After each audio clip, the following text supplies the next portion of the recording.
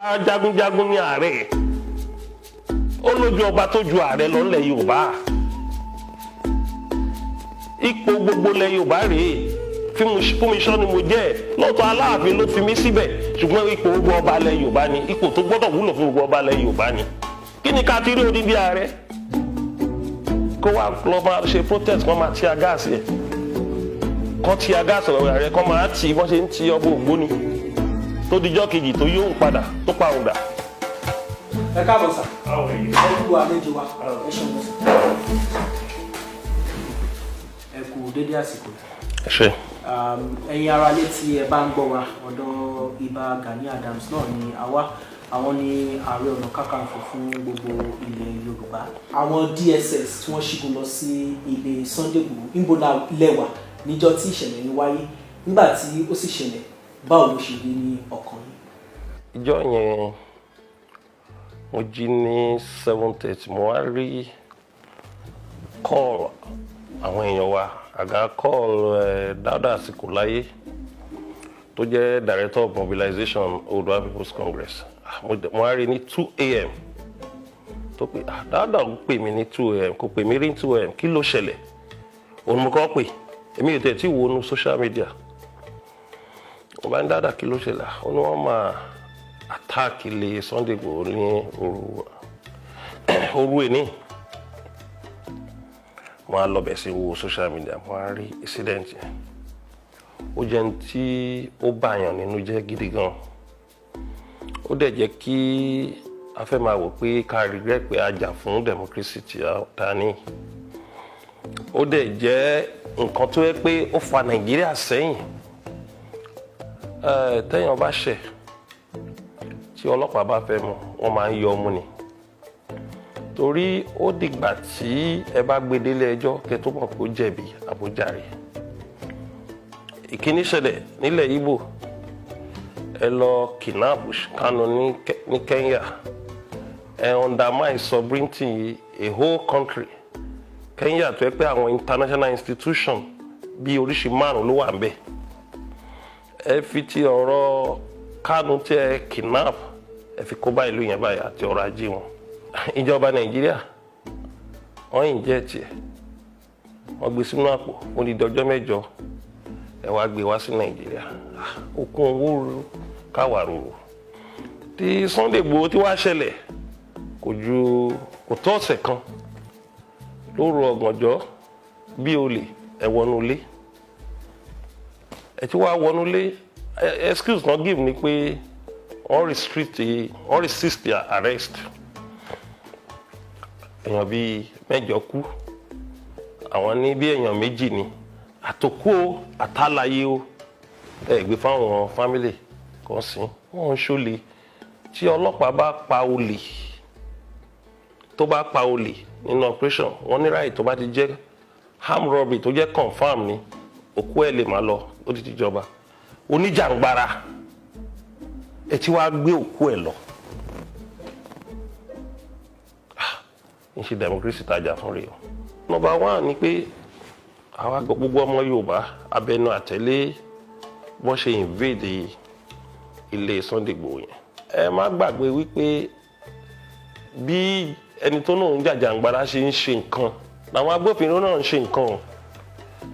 àwọn Yorùbá náà ni wọ́n lọ ń ṣe fún wọn o according to rumour tá a lè confam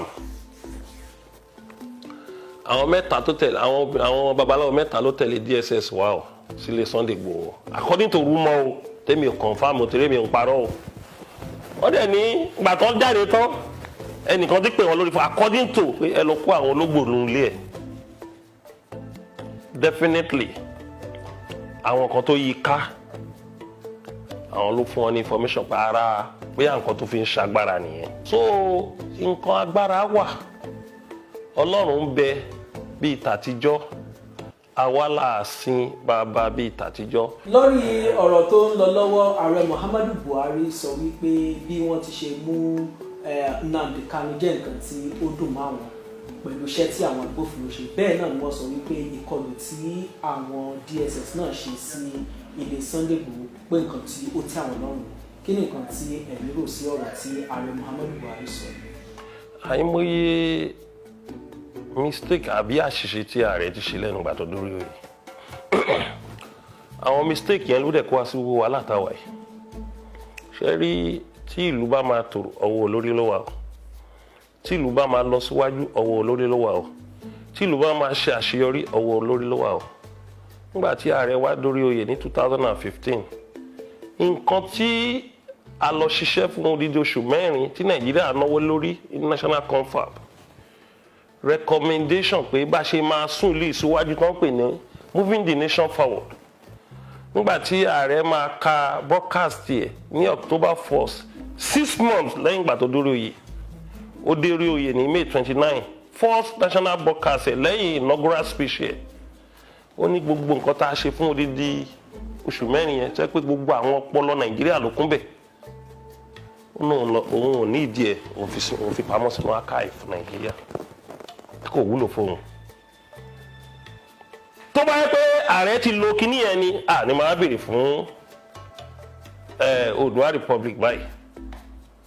tó yẹ pé recommendation yẹn kò bá ti solve problem Nàìjíríà fún 60 to 70% ní máa béèrè fún self-determination báyìí Sunday Igboho gan wà ní jáde lóṣù mẹ́jọ ló ṣe jáde October ní Sunday jáde ẹ wá wò bí orúkọ Sunday ṣe wá gbalẹ̀ nítorí pé injustice tó wà nù system wa àti wípé wọ́n ti deprive àwọn ẹ̀yà kan àti wípé àwọn ẹ̀yà kan ti believe pé tó jẹ́ ẹ̀yà wa náà wà nù ẹ̀ secure mọ́ àwọn ẹ̀yà máa gbélé pẹ̀lú hílà yìí lo and lórí ọ̀rọ̀ self determination yìí ẹ jẹ́ ká béèrè yàtọ̀ sí pé Sunday Igboho sọ̀rọ̀ jù ń gbà mí ẹ̀ẹ́dẹ̀ lè blame ẹ̀ ó ṣe bẹ̀rẹ̀ ni èmi ti wà lẹ́nu ẹ̀ mo ti lò 28 years ṣe rí nǹkan tí level tí mo wà ní year 2000 tẹ́mi náà ṣe àwọn mistake kan èmi náà ṣe àwọn mistake o mo agree o admit tẹ́ pé àkàn sọ̀rọ̀ ńgbà yẹn à ń attack àwọn àgbàlagbà ń bú wọn òun ni level tó wà ń sìn so a gbọ́dọ̀ blame ẹ̀ jù torí àgbà wa búra béèwé ò bá ṣe é rí lẹ́nu ìgbà tó bẹ̀rẹ̀ yìí kò tí gbébọn lọ pààyàn lé gbogbo protest tó ń ṣe yẹn lóòótọ́ protest yẹn wọ́n forúkọ mi sí but mo sọ fún nígbà tó pè mí mo ní èmi ààrẹ ò lè jáde protest ó fẹ́ kí n ba ìṣẹ̀dálẹ̀ Yorùbá jẹ́ ni ọba jagunjagun ní ààrẹ ó lójú ọba tó ju ààrẹ lọ nílẹ̀ Yorùbá ipò gbogbo ilẹ̀ Yorùbá rèé fún mi sọ ni mo jẹ́ lọ́tọ̀ Aláàfin ló fi mí síbẹ̀ ṣùgbọ́n ipò gbogbo ọba ilẹ̀ Yorùbá ni ipò tó gbọ́dọ̀ wúlò fún gbogbo ọba ilẹ̀ Yorùbá ni kí ni ká ti rí odindi ààrẹ kó wá lọ máa ṣe protest kó máa ti agáàsì ẹ̀ kó ti agáàsì ààrẹ kó máa tì bọ́n ṣe ń ti ọba Ògbóni tó dijọ́ kejì tó yóò ń padà tó pàrùn dà gbogbo kíní yìí mo ti ṣe kọjá ọwọ́ tí mo wà ó yẹ kẹ́ lò mí ni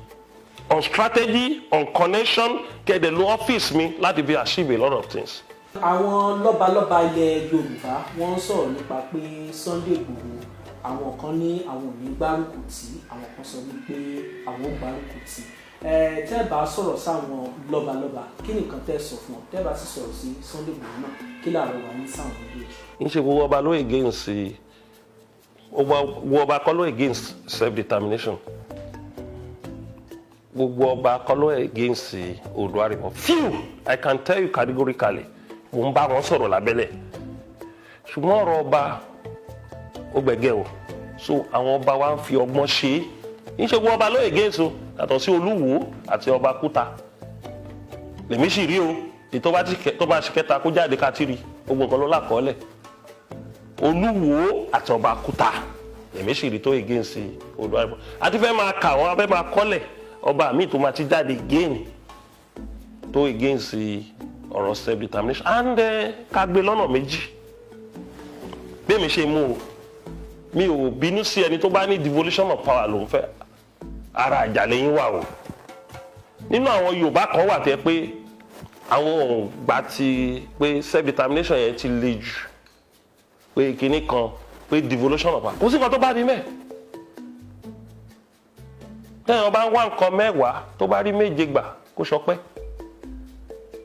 bọ̀dé ìkọ́tẹ́ mi fẹ́ o self determination lèmi fẹ́ o but gẹ́gẹ́ bí nínú kan náà àwọn olórí ilẹ̀ Yorùbá tí àwọn kan ọ̀jọ̀gbọ́n kan bá sọ pé devolution of power làwọn fẹ́ kò sí nǹkan tó bá dé níbẹ̀